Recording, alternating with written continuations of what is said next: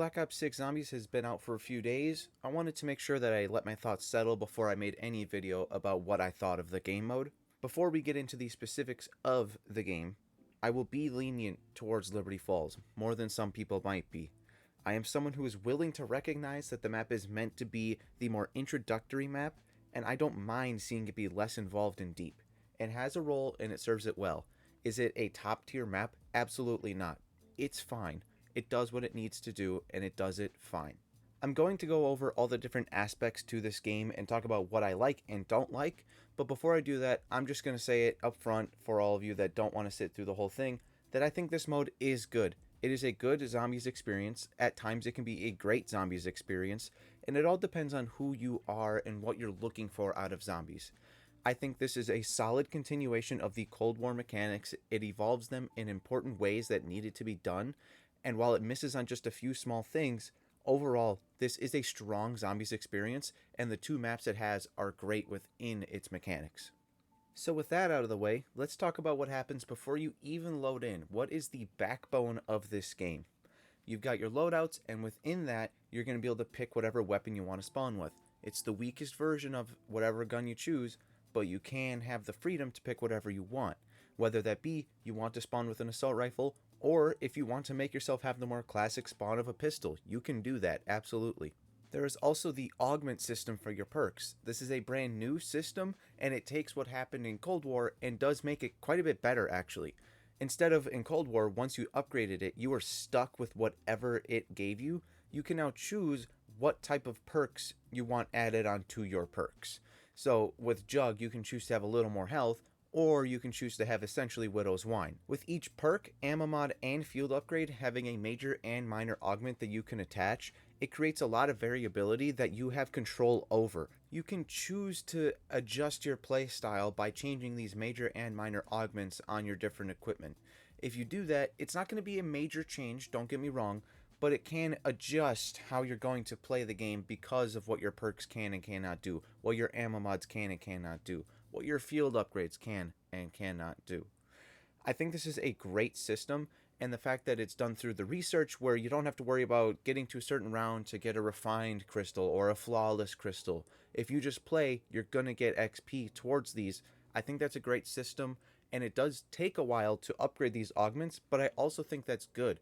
Instead of getting everything right away, you do have to take some time to actually invest and get these things researched and experience what this mode has to offer. The last thing before we even drop into the game is that gobblegums are back. This is something that I have wanted ever since Black Ops 3 and then Black Ops 4's elixirs, which were essentially gobblegums.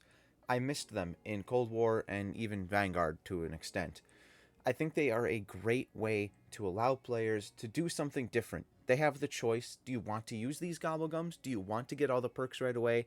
Or do you not want to do that? You don't have to. It's totally up to you. These are a great addition, and I think what they did was tune them down quite a bit. These aren't super strong, but you can still use them to help you out with whatever you are trying to do. Earning these gobblegums is done in-game currently. Every round, you've got a chance to earn 1 to 3 gobblegums. I do enjoy this system more than Liquid Divinium, to be completely honest. It never felt like I was getting much for my Liquid Divinium, or I wasn't getting much Liquid Divinium. Here, I feel like I'm pretty consistently getting gobblegums, and it feels like it's a good system in my eyes, but I do feel like maybe I'm alone in that take. There will eventually be purchasable packs of gobblegums, and I am perfectly fine with this. This mode needs to be monetized. If they can't make money off of zombies, then they're not going to continue to make zombies. Having gobblegums be that monetization method, I think it works perfect. Just let people get more gobblegums if there's somebody that wants to use them. And if they aren't somebody who's interested in using them, they don't have to buy them, they don't even have to use them. But this opens the door for them to make some money off of this mode and further develop future maps and future games with zombies in it. In all of the games that have had gobblegums or the equivalent elixirs, you've been able to earn them in-game. As long as you can both earn them in-game and purchase them, this is a perfect system. Now it's time to jump in and start playing the maps. We're going to start with the aesthetics. It's the first thing you see when you get in, and for a lot of people, it is very important to zombies. This is an improvement for the aesthetics over what Cold War offered, 100%. Terminus has the base level feel of a zombies map. It has varied scenery, plenty of things to see, and it takes place in a stylized location. Liberty Falls does not have much of this. The church is really the only spot where it has much personality. Something simple they could have done is making the buyable barricades be a collection of boxes and scrap that's suspended by dark aether energy. When we buy it, they float up and away. Having them be instead blue laser beams or just a door is pretty boring, and I think it would have been very easy to change that and add just a little spice to the map.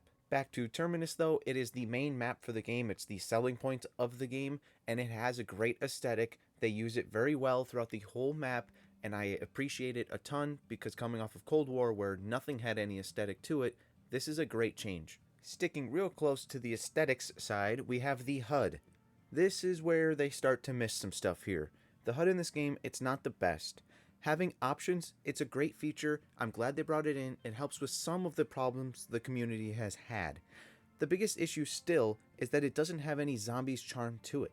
In the past, maps would get unique HUDs to go with their style. It changed your ammo counter, scoreboard, perks icons, and more. This does not seem like it would be that hard to add in, but they keep refusing to do so. It is such a small detail, but it goes a long way to adding to the flavor of a map and letting players feel more connected to what they're playing. The HUD we have though, it's fine and it's better than Cold War, but I wish they would just go back to making stylized HUDs. Now it's time for arguably the most important section this video is going to have, and that's the moment-to-moment gameplay. How does it feel to play this zombies game? I think it feels good. Overall, this is a positive experience. There are some gripes that I have, which we will cover, but overall, it is good. The biggest change you're going to find is that Omni movement is in zombies. You can now run, slide, dive in any direction as you move. I think this is a great system. It changes up the zombies' flow just a little bit, and to be honest, you don't notice it every moment, which I think is good. You don't want to be noticing that you're moving differently all the time. Advanced Warfare, it was fun having those exosuits, but you noticed it 24/7 because if you didn't use it in zombies, you were going to be screwed.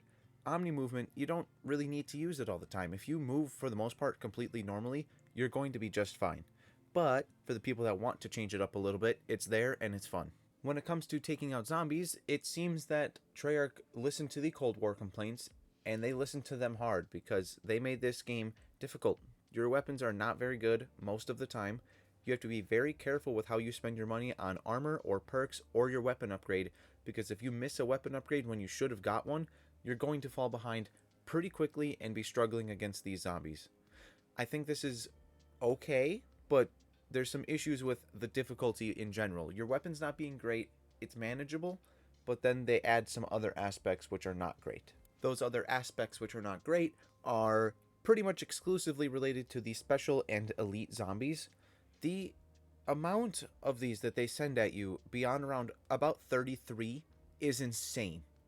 I did a round 101 run last night on Terminus, and every single round we would end and have to hunt down anywhere from 10 to 16 manglers that were just floating around. And then during some of these rounds, you'd end up with 3 amalgams as well. It was just utter chaos, and quite honestly, there's way too much of that going on. Same thing happens in Liberty Falls. Past the same round, about 33, you're going to find that you're going to have a ton of manglers and abominations coming at you. It is not really that fun when that is what you're dealing with more than zombies, and I wish that they would tune that down a little bit because it is currently pretty ridiculous. I will say it was pretty funny finding out how many there actually were at the end of our rounds. We took time at the end of round 50 to actually look and count how many there were, and it's just insane. Just take a look. I want to try to count how many there are. I'm getting my monkeys quick while I'm thinking about it, and then I want to...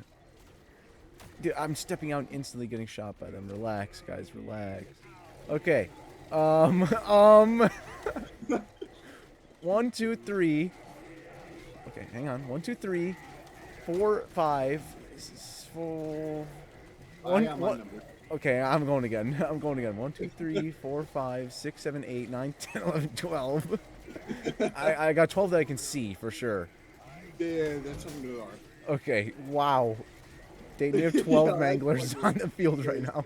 While it's funny in a moment like that, where the strategy we were using for high rounds meant the manglers kind of just hid until the end, so you can separate them from the rest of the zombies, But in a normal run where you've got that happening while you have zombies chasing you, that is horrendous. There's way too many.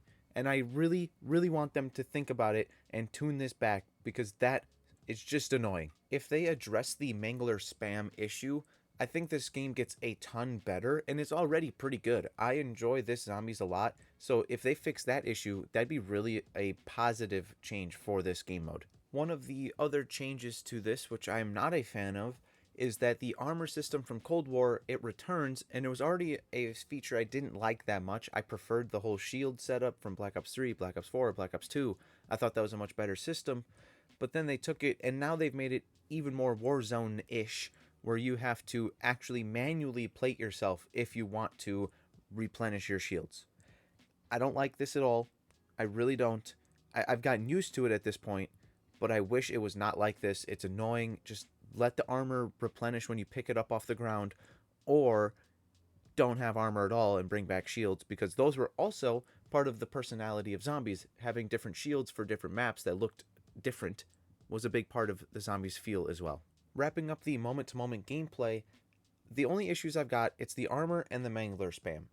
I know they're not going to change the armor, but they may change the mangler spam, and I really hope that they do, because that would improve the experience quite a lot, and it's already a very good moment-to-moment gameplay feel, in my opinion. We're going to move on to the last section here, which is going to be about the Easter egg and the story of it. So if you don't want to know anything about the Easter egg or story spoilers, then feel free to check out now, because that's your last warning. Both of the maps in this game have Easter eggs. We'll just check out with Liberty Falls real quick because there's not much there, so we'll touch on that and then move on. The Easter egg for the map, it's very simple, it's very easy, and it does its job. If you want to get people interested into your mode that aren't already, giving them a simple map like Liberty Falls with an Easter egg where they can learn how to do these steps and experience that side of the mode, but in an easy way, that's a great way to do it. I think Liberty Falls does its job well. The Easter egg, it's fine. That's your rating. It's fine. Terminus, however, now that's a really good Easter egg. Played it a few times just to make sure that I did actually like it. But yeah, this Easter egg is really well done. I am happy that it's here. It's still not super complicated like some of the stuff in the past, but it goes a little further than Cold War did. And especially when it comes to the boss fight, this map knocks that out of the park. Patient 13 is the boss. This is probably one of the best, if not the best, boss fights that Treyarch has ever made. There are different stages to the fight where you have to worry about what the boss is doing because he has changing mechanics throughout. What attack is he using at what time? You gotta watch out for him on slam attacks. You gotta manage your space well, and you're avoiding amalgams and manglers and zombies and all of those boss attacks at the same time. It runs really well. The boss has got quite a lot of health, but once you get used to the mechanics of the fight, there are very clear windows where you're able to get in good damage, and it shouldn't take you a ton of time to get through the fight. I love this boss fight. I want more like it where you've got clear stages to the fight, you've got clear progression, and you actually have to worry about what the boss is doing. On top of all of that, the boss just looks really cool. A massive squid creature. This thing is sick. I love it. The final aspect of this game to touch on, it's the story. The Cold War story, it took a long time for me to even have a baseline interest in really what was going on. I just couldn't get into it. By the end, I was watching some videos and I'm a little more interested, but it wasn't quite the same as what it had been in like Black Ops 3, Black Ops 4, even Black Ops 2, where I was really into the story at that point. This, however, is helping me get more into the story. That final cutscene where they bring in the Sentinel artifact, Prima Materia, and they're talking about Chaos storyline aspects being a part of now the Dark Ether, I'm all for it. I loved the Chaos storyline. I wish they had done more with it. I understand the community did not like it, so it got canceled, but oh, I want this thing back. I want it. I want it, so please don't mess this up, Treyarch. You have a chance to do something really cool here by bringing back Chaos, and I hope that you don't mess it up. The next map is going to be crucial in making sure that this story can continue and it remains interesting for people going forward. Part of the story that's really good is that we now have a dedicated crew for zombies again. It's just in Terminus, and it doesn't force you to play as this. You can still just play as operators if you want, but if you play as part of the dedicated crew, you're going to get voice lines specific to the map, and this is a much more entertaining. I noticed it, and I didn't think I really would notice the difference, But playing it as Weaver or Gray or whoever, I really started to notice that they're saying things relevant to what's happening in the map. And then when you play it after completing the story once and you go back and play more, you notice even more things that they're saying and more things they're talking about, parts of the map that are there that you didn't think about before. It's great, and I'm glad that they brought back dedicated crews. This is such a good change. And that just about wraps up my thoughts on the Black Ops 6 Zombies experience so far. I think this is a great start. They are off on the right track and doing the right things. There are some aspects to this that I don't enjoy, and I know they're not going to change those most likely, but you can hope. And going forward, they have a great foundation to make a great zombies experience throughout Black Ops 6, and I hope that they do that. If you're somebody who likes zombies, if you liked Cold War especially, you're probably going to like this game, and I would say that you should give it a try. I would rate this as somewhere between a 7 and 8 out of 10 overall. Terminus definitely is putting in the work to carry the experience on the side that I enjoy, which is the Easter egg and story side, but I still do enjoy camo grinding and stuff like that, so Liberty Falls has its place in my mind. That's my thoughts on Black Ops 6 Zombies. Leave a like, leave a comment. Farewell. Until next time.